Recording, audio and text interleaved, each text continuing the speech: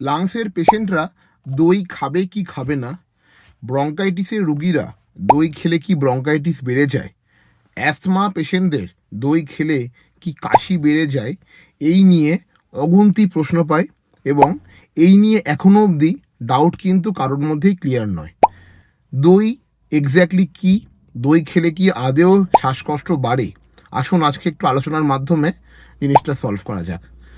Western literature দইকে simply একটা dairy product বলে গণ্য করলেও আমাদের ইন্ডিয়ান টেক্সট বুকরা বা বলতে পারেন আমাদের পুরনো সমস্ত আয়ুর্বেদিক বই বা চরক সংহিতা যদি আমরা পড়ে দেখি, তাহলে দই কিন্তু জাস্ট একটা ডেয়ারি প্রোডাক্ট নয়।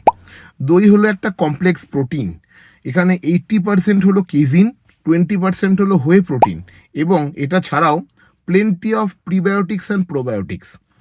দই ইটসেলফ যদি আমরা আয়ুর্বেদিক টেক্সট বই অনুযায়ী অ্যানালাইজ করি, তাহলে বলা হয় যে দই কিন্তু অ্যাকচুয়ালি কোনো কুলিং এজেন্ট নয়, বরং দই কিন্তু একটা সাওয়ার এজেন্ট।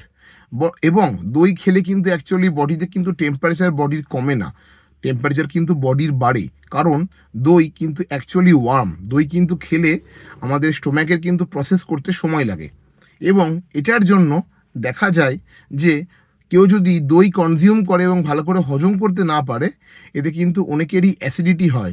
ঠিক যে কারণে অনেকেরই দেখবেন টক দই খেতে গেলে অম্বল হয় বলে একটু চিনি মিশিয়ে নেয়।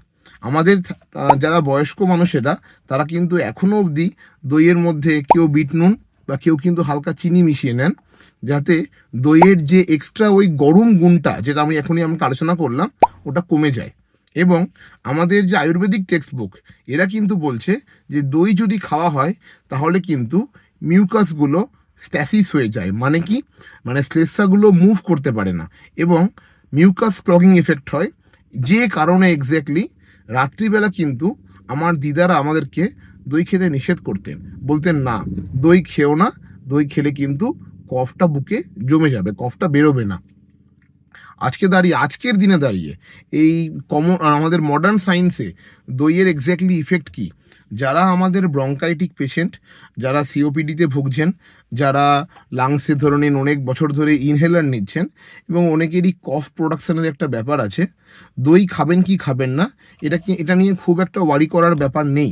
আপনারা কিন্তু টক দই খেতে পারেন নিশ্চিন্তে, তবে রাত্রিবেলা দই কিন্তু আমিও সবাইকে অ্যাভয়েড করতে বলি।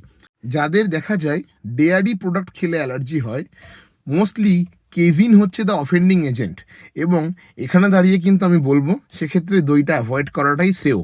কারণ আমি হয়তো দইয়ের প্রিবায়োটিক প্রোবায়োটিক গুণটা নেওয়ার জন্য দইটা খাবো, কিন্তু উল্টে আমার কেজিন থেকে অ্যালার্জি হয়ে সেখান থেকে কিন্তু পেটের একটা টেন্ডেন্সি, মানে পেটে একটা অ্যাসিডিক টেন্ডেন্সি এবং সেখান থেকে দাঁড়িয়ে হয়তো গ্যাস্ট্রিক রিফ্লাক্স এগুলো হতে পারে।